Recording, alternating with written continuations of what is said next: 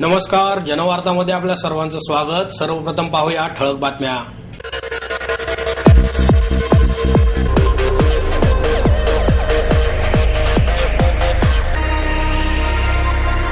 स्वारगेट बस स्थानकातून बस चोरी करून उलट्या दिशेने चालवणाऱ्या माथेफिरूने 27 जणांना जखमी करून 9 जणांचे घेतले बळी।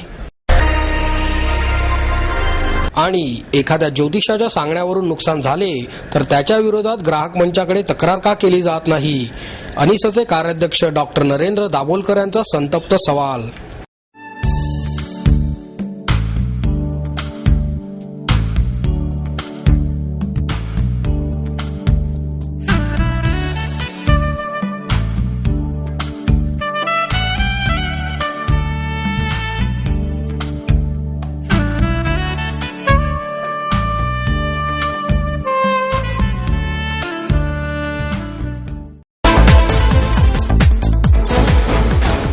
स्वारगेट बस स्थानकातून बस चोरी करून उलट्या दिशेने चालवणाऱ्या माथेफिरूने 27 जणांना जखमी करून 9 जणांचे बळी घेतले। सुमारे तासभर जीवघेणा हैदोस घालणाऱ्या या माथेफिरूला अखेर पोलिसांनी निलायम चित्रपटगृहाच्या चौकात अटक केली।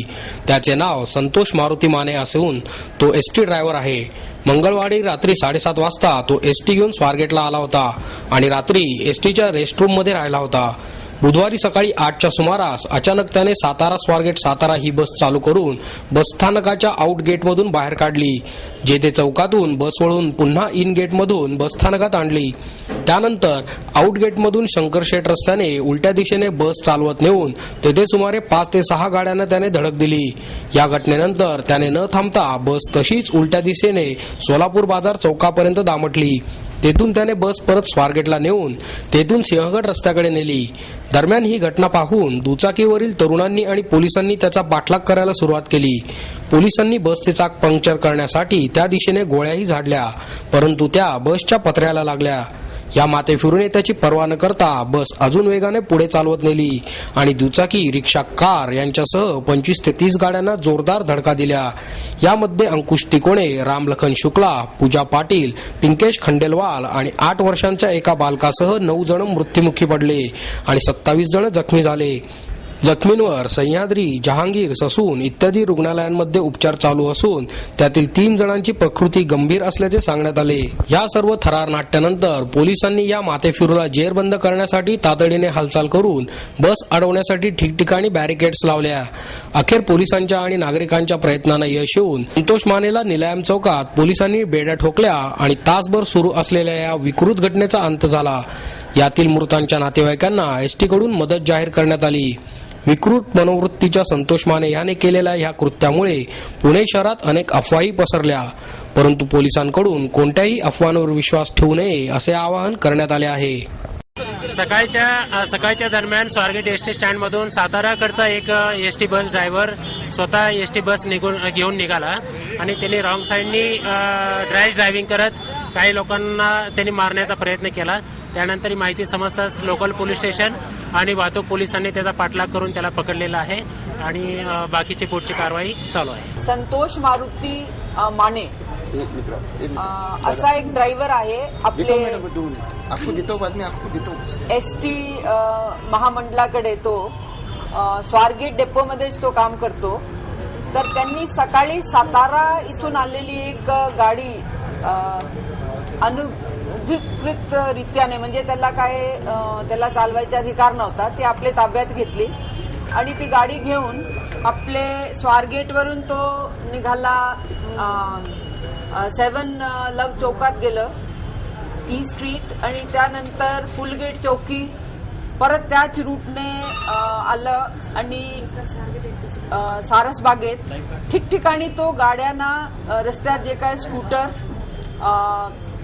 आणि त्याशिवाय 4 चाकी वाहन किंवा 5 चारी जे रस्त्यात आले त्यांना तो उडवत राहिला आणि शेवटी 2 गाड्याला रॅम करून ज्यावेळी त्याची बसची, जी बस त्यांनी एसटी ची ताब्यात घेतली होती, त्याची स्पीड कमी झाली तर काही नागरिकांनी त्याला धरलेला आहे। मेन म्हणजे तो एसटीचे ड्रायव्हर आहे, त्याच्याकडे व्हॅलिड लायसन्स आहे, तो कुठल्याही प्रकारची सस्पेन्शन किंवा याच्यामध्ये नाही आहे, म्हणजे तो चालक आहे आणि काल तो गंगापूरवरून गाडी घेऊन आला होता आणि ह्या परिस्थितीत त्यांनी सातारा डिपोची एक गाडी आपल्या ताब्यात घेतली आणि सकाळी 8:15 दरम्यान 8:15 ते 8:45 पर्यंत मला वाटतंय तो विविध गाड्यांना पायी जाणारे लोकांना 4 चक्की 2 चक्की वाहनाला गाडी रॅम करत आणि जागेवर मारत शेवटी नागरिकाने त्याला ताब्यात घेतला आणि आमचे काही मार्शल्सने गाडीना चेज केलं, फायरिंग सुद्धा केली, थांबवायचा प्रयत्न केला. नागरिकाने सुद्धा फार पाठपुरावा केला त्या गाडीचा, परंतु वाहन मोठं असल्यामुळे म्हणजे बस असल्यामुळे त्याला थांबवता आला आणि त्यांनी रस्त्यावर पोलिसांचे बॅरिकेड सुद्धा उडवलेत. कारण काय, कंट्रोल रूमला ज्यावेळी साताराचे डेपोचे ड्रायव्हरने हेंद्रे नावाचे ड्रायव्हर ज्याची ताब्यात ही गाडी होती त्यांनी कळवला, त्यावेळी कंट्रोल रूमने पोलीस वाहनाला त्याच्या पाठीमागे जायला सांगितलं. फायरिंग झाली, ठिकठिकाणी बॅरिकेड लावण्यात आले होते, त्यांनी ते बॅरिकेड सुद्धा उडवलेले आहेत आणि ते आम्ही आता एसटीचे अधिकाऱ्यांना बोलवलेलं आहे. त्यांच्या म्हणण्यानुसार जो आतापर्यंत मला समजतो त्यांच्याकडे एक मास्टर की असते ज्यांनी कुठलीही वाहन आपण चालू शकतो आणि ती मास्टर की, कारण हा लायसन्स्ड ड्रायव्हर आहे आणि एसटी महामंडळाचे एम्प्लॉई आहेत म्हणून त्याच्याकडे एक मास्टर की उपलब्ध होती. त्यांनी वापर करून ते सातारा डेपोची बस जी आहे ती ताब्यात घेतली. पण आम्ही त्याच्या विरुद्ध मर्डरची केस दाखल करतो. हा सायको देऊन त्याला तुम्ही डिफेंड करायचा प्रयत्न करू नका. त्यांनी आपले होश हवाशात ते गाड्याचा ताबा घेतलेला आहे आणि त्याशिवाय तो कालपर्यंत गाडी चालवत होता, रात्री त्याला ऑफ होती, आज सुद्धा त्याला ड्युटी होती. He is not under suspension. He took this vehicle आणि वेंट बसर आणि आम्ही आता इन्क्वायरी करतो की कुठल्या परिस्थितीमध्ये त्याला हा वाहन मिळाला आणि का त्यांनी एवढा मोठ्या प्रमाणावर पुण्यामध्ये लोकांना हे केलेलं आहे. संतोष मारुती माने त्याच्या फुल नाव आहे, त्याचा बॅच नंबर आहे, म्हणजे एसटी मध्ये त्याला बॅच देतात 41170 आणि 2009 मधले तो एसटी मध्ये रुजू झालेला आहे. आणि काल त्यांनी म्हणजे 23ला तो स्वारगेट टू गंगापूर गाडी घेऊन गेला होता, मुक्कामाला होता. काल त्यांनी गंगापूर टू स्वारगेट गाडी आणली आणि काल संध्याकाळी 7:30 वाजता त्यांनी स्वारगेटला रिपोर्ट केला. हा आपल्याला सुद्धा सांगता येणार नाही की तो ओव्हरवर्क्ड होता. काल 7:30ला आणि आज 8:15ला त्यांनी गाड्या ताब्यात घेतली, म्हणजे त्याला जवळजवळ 12 तास विश्रांती सुद्धा मिळालेली आहे. आम्हाला जे नागरिकाने त्याला धरला आहे किंवा ज्या पोलीसचे सध्या तो ताब्यात होता त्यांच्या म्हणण्यानुसार दारू वगैरे त्यांनी घेतलेला नव्हता. मी डॉक्टर अजय चंदनवाले, मी इथे अधिष्ठाता म्हणून कार्यरत आहे. आता सध्या आपल्याकडे टोटल 11 पेशंट्स आहेत ससूनमध्ये. त्यातले 3 क्रिटिकल आहेत आणि 8 स्टेबल आहेत. स्टेबल म्हणजे स्थिर आहे, त्यांच्या जीवाला सध्या तरी धोका नाही. आणि 4 डेड बॉडीज आहेत, त्यातल्या 3 जेंट्स आहेत, 1 फिमेल आहे. आताची परिस्थिती की आता 2 पेशंट्सला अर्जंट ऑपरेशनची गरज लागेल. आमचे सर्जरीचे HOD professor doctor Thakur sir आहेत, त्यांची टीम आणि ते आता ऑपरेशन करतील. एका पेशंटला CT स्कॅनला पाठवलंय आणि म्हणजे आम्हाला कॉर्पोरेशनच्या लोकांनी फ्री CT स्कॅन देऊ केलाय. माननीय महापौर साहेब नंतर हे लोक येऊन इथे गेलेले आहेत, त्यांच्या मदतीमुळे पेशंटच्या सेवेमध्ये आम्हाला फार फायदा झालेला आहे. त्याबद्दल जी काय प्रायमरी आपण ट्रीटमेंट द्यायची आहे ते आपण त्यांना ट्रीटमेंट देऊन पेशंटला स्टॅबिलाइज केलंय, स्थिर केलंय. त्यांचं ब्लड प्रेशर आणि त्यांचा होणारा रक्तस्राव आपण थांबवलेला आहे. डोक्यांवर आणि अंगावर जिथे कुठे इजा असतील त्या इजांना आपण टाके टाकून तिथला रक्तस्राव थांबवलेला आहे. एक्सरेज काढलेले आहेत पेशंटचे. पेशंटला जर गरज वाटली तर आपल्याला CT स्कॅन करायचा, त्याला MRI करायचा. जे 8 पेशंट आहेत ते स्टेबल आहेत, उरलेले जे 3 क्रिटिकल आहेत त्यांना आपल्याला CT स्कॅनची गरज आहे. गरज भासल्यास MRI करू. आणि त्याच्यामध्ये त्या 11मध्ये एक लहान बाळ आहे, बच्चू आहे, त्याचं वय वर्ष 8 आहे. त्याला डोक्याला लागलेले असून उजव्या हाताला आहे. डोके तो सध्या बेशुद्ध अवस्थेत आहेत. तर त्याच्या CT स्कॅनवर आपल्याला अंदाज येईल की रक्तस्राव किती डोक्यात झालाय काय नाही, त्याच्यानुसार त्याची ट्रीटमेंट होईल. मुलांची नाव आहे पुष्पा भाऊराव पाटील, ही 19 वर्षाची मुलगी आहे. आमच्याकडे मिळालेल्या माहितीनुसार ती डेंटल सर्जन आहे. ती नंतर राम ललित शुक्ला म्हणून 25 वर्ष वय आहे. अंकुश तिकोने 46 वर्ष वय आहे त्याचं. आणि पिंकेश खंडेलवाल म्हणून 26 वर्षाचा मुलगा आहे.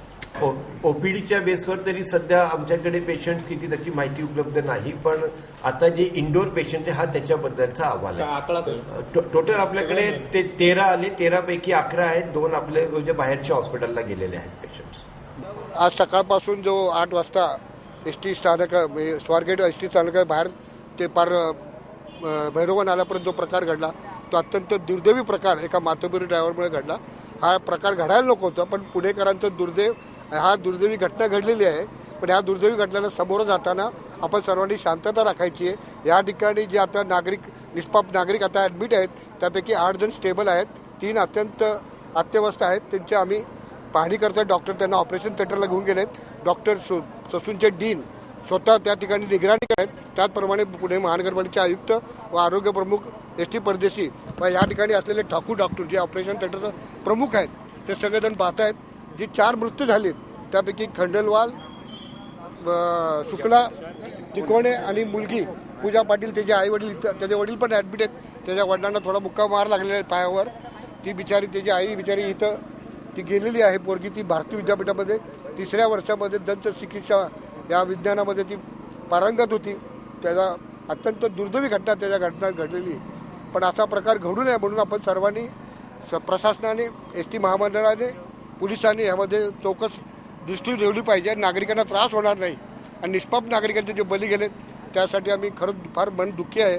आमचे नेते माननीय अजितदादा पवारांनी सकाळी दिलेल्या सूचनाप्रमाणे आम्ही आमदार अनिल भोसले असतील किंवा अंकुश काकडे असतील आम्ही सर्वजण इथं सकाळी 8 वाजल्यापासून इथंच आहोत आणि जे काय आम्हाला शक्य आहे दिलासा देण्यासाठी नातेवाईकांना इथं त्यांच्या मित्रांमंडळीला विद्यार्थ्यांना ते आम्ही देत आहोत. बृहन महाराष्ट्र वाणिज्य महाविद्यालयाच्या वतीने समूह राष्ट्रगान या कार्यक्रमाचे आयोजन करण्यात आले. या कार्यक्रमात SNDT, Wadia, Fergusson, Symbiosis, BMCC आदी महाविद्यालयांचे विद्यार्थी सहभागी झाले होते. विविध महाविद्यालयातून आलेले हे 800 विद्यार्थी राष्ट्रभावनेने प्रेरित झालेले उत्साहाचे वातावरण आणि शेकडो कंठातून एकाच वेळी बाहेर पडणारे राष्ट्रगीत असे रोमांचित करणारे दृश्य BMCC मध्ये दिसत होते. यावेळी लेफ्टनंट जनरल DB शेकटकर, सामाजिक कार्यकर्ते विश्वंभर चौधरी, अभिनेता गिरीश कुलकर्णी, महाविद्यालयाचे प्राचार्य डॉक्टर CN रावळ यांची मुख्य उपस्थिती होती. समर्थ भारत व्यासपीठ आणि बृहन महाराष्ट्र कॉलेज ऑफ कॉमर्सच्या वतीने आयोजित राज्यस्तरीय आंतरमहाविद्यालयीन निबंध आणि वक्तृत्व स्पर्धेचे पारितोषिक वितरणही यावेळी करण्यात आले. यावेळी विद्यार्थ्यांना मार्गदर्शन करताना चौधरी म्हणाले, आपल्या देशात भ्रष्टाचाराव्यतिरिक्त अनेक प्रश्न आहेत, पण याच्या मुळाशी भ्रष्टाचार आहे. नियोजनात होणारा भ्रष्टाचार सर्वात मोठा आणि कधीही न पकडला जाणारा आहे. पाणी, वीज, रस्ता यांच्या नियोजनात होणारा भ्रष्टाचार फार मोठा आहे. लेफ्टनंट जनरल शेकटकर, कुलकर्णी यांनीही यावेळी विद्यार्थ्यांना मार्गदर्शन केले. विकास नवाळे या विद्यार्थ्याने निबंध स्पर्धेत सुवर्णपदक पटकावले. मृणालिनी लेले आणि अमोल गुहे या विद्यार्थ्यांना अनुक्रमे रौप्य आणि कांस्य पदक पटकावले. सूर्यकांत कुलकर्णी यांनी सूत्रसंचालन केले. स्वरमहिमा कला अकादमीच्या वतीने स्वरवंदना स्वर भास्कराला या कार्यक्रमाद्वारे प्रथम स्मृती दिनानिमित्त पंडित भीमसेन जोशी यांना श्रद्धांजली वाहण्यात आली. महाराष्ट्र साहित्य परिषदेच्या माधवराव पटवर्धन सभागृहात झालेल्या कार्यक्रमात पंडित भीमसेन जोशी यांच्या शिष्या प्रसिद्ध गायिका चारुशिला बेलसरे यांनी पंडितजींच्या अभंगांचे आणि बंदिशींचे गायन केले. बेलसरे यांना गोपाळ शिंगरे यांनी हार्मोनियमची, आनंद पावगी यांनी तबला आणि अक्षय कुमार यांनी पखवाजची साथ केली. इंद्रायणी काठी देवाची आळंदी, माझे माहेर पंढरी हे अभंग आणि मैं वारी वारी जाऊंगी, मन राम रंगीले, कोयलिया बोले या बंदिशी त्यांनी सादर केल्या. यावेळी सुनीता कानडे यांच्या जीवनधारा या लेख संग्रहाचे प्रकाशन महाराष्ट्र साहित्य परिषदेच्या कार्याध्यक्षा डॉक्टर माधवी वैद्य यांच्या हस्ते करण्यात आले. स्वरमहिमा कला अकादमीच्या वतीने हा लेख संग्रह प्रकाशित करण्यात आला आहे. माणसाचे जीवन समृद्ध होण्यासाठी त्याची गुणात्मक वाढ होणे गरजेचे आहे. त्यासाठी अधिकाधिक चांगला विचार देणारी पुस्तके प्रकाशित होण्याची गरज आहे, असे मत यावेळी डॉक्टर माधवी वैद्य यांनी व्यक्त केले. एखाद्या ज्योतिषाच्या सांगण्यावरून नुकसान झाले तर त्याच्या विरोधात ग्राहक मंचाकडे तक्रार का केली जात नाही, असा संतप्त सवाल अनिसचे कार्याध्यक्ष डॉक्टर नरेंद्र दाभोळकर यांनी उपस्थित केला. धायरीत घडलेल्या घटनेला अनुसरून अनिसतर्फे साधना मीडिया सेंटर येथे आयोजित फलज्योतिष विषयावर ते बोलत होते. यावेळी व्यासपीठावर मिलिंद देशमुख, माधव गांधी उपस्थित होते. डॉक्टर दाभोळकर म्हणाले, एखाद्या कंपनीच्या किंवा व्यक्तीमार्फत झालेल्या नुकसानीच्या विरोधात आपण ग्राहक मंचाकडे तक्रार करून मानसिक आणि आर्थिक नुकसान भरपाई घेतो. मग एखाद्या ज्योतिषाच्या सांगण्यावरून नुकसान झाले तर त्याच्या विरोधात ग्राहक मंचाकडे तक्रार का केली जात नाही? आजपर्यंत अनेकांनी विविध विषयांवर भविष्य वर्तवली, ती किती प्रमाणात खरी झाली हे सर्वांनाच माहीत आहे. तरीही वर्तमानपत्रांमध्ये राशी भविष्य दिले जाते. नुकतीच फल ज्योतिषशास्त्रावर विश्वास ठेवून धायरीत एका कुटुंबातील तिघांचा मृत्यू झाला. 21व्या शतकात ही घटना म्हणजे आयटी हब म्हणून संबोधलेल्या पुण्याच्या आणि महाराष्ट्राचा अपमान आहे असे सांगून ते म्हणाले, वैज्ञानिक दृष्टिकोनातून एखादी गोष्ट कशी तपासावी याचे निकष ठरलेले आहेत, पण भविष्याचे निकष का ठरवले जात नाहीत? फल ज्योतिष हे शास्त्र नाही. शास्त्र हे स्वतःच्या चुकांपासून सुधारणा घडवून चुका सुधारते. याचे उत्तम उदाहरण म्हणजे हवामानशास्त्र होय. अनेक वेळा हवामानशास्त्राने अनेक वेळा आपल्या चुकांमधून सुधारणा घडवून आणली आहे. मग फल ज्योतिष शास्त्र आहे तर ते स्वतःच्या चुकांतून सुधारणा का घडवून आणत नाहीत, असेही दाभोळकर म्हणाले. मते विकणे आणि विकत घेणे हा लोकशाहीशी केलेला व्याभिचारच आहे, असे मत ज्येष्ठ समाजवादी नेते भाई वैद्य यांनी व्यक्त केले. अनुबंध सेवा प्रतिष्ठानच्या वतीने आयोजित निवडणुका आज, काल आणि उद्या या विषयावरील परिसंवादात वैद्य बोलत होते. यावेळी माजी आमदार डॉक्टर कुमार सप्तर्षी, म्हाडाचे अध्यक्ष अंकुश काकडे, माजी महापौर शांतीलाल सुरतवाला, विठ्ठलराव लडकत, प्रतिष्ठानचे अध्यक्ष अशोक जाधव आदी उपस्थित होते. मते विकणे आणि विकत घेणे हा लोकशाहीशी व्याभिचार आहे. उमेदवारांकडून पैसे घेणे म्हणजे लुटीचा परवाना देण्यासारखे आहे. लोकशाहीचा हाच आपला आधार आहे.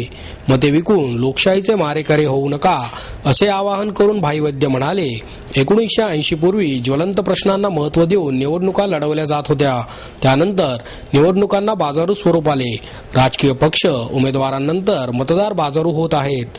ही गोष्ट लोकशाहीला मारक आहे. प्रसारमाध्यमांनी पेड न्यूज स्वीकारून लोकशाहीशी बांधिलकी सोडू नये, असे वैद्य यांनी सांगितले. कुमार सप्तर्षी म्हणाले, लोकशाही कधीही मरत नाही, मात्र हुकुमशाहीचा शेवट वाईट होतो. अंकुश काकडे म्हणाले, राजकारण बिघडले ही वस्तुस्थिती आहे, मात्र याला मतदारही तेवढेच जबाबदार आहेत.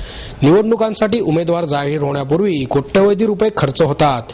एवढा खर्च करण्यासाठी पैसा कोठून येतो याबाबत कोणालाही अस्वस्थता वाटत नाही, असे सांगून शांतीलाल सुरतवाला यांनी 90% मतदान होणाऱ्या वॉर्डाला 1 लाख रुपये पारितोषिक देण्याची घोषणा केली.